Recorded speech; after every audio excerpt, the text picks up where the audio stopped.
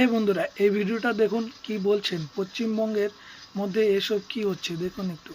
2007 থেকে আমি একটার পর একটা সিনেমা করেছি।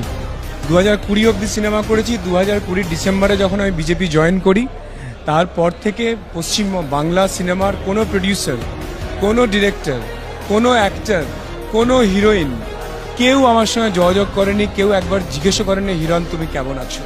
Not a single personality from Tollywood industry. তো এই কঠিন জায়গাটা আমি দেখেছিলাম।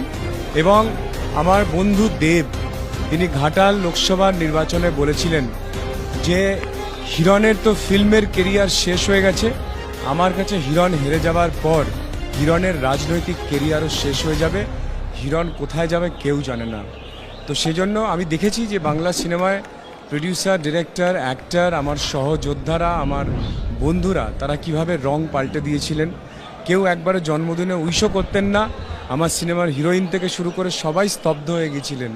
আজকে জেতার পর অনেক হিরোইন থেকে শুরু করে অনেক প্রডিউসার, অনেক ডিরেক্টর জেতার সঙ্গে সঙ্গে আমাকে মেসেজ করেছেন, হিরণ কংগ্রাচুলেশনস কংগ্রাচুলেশনস।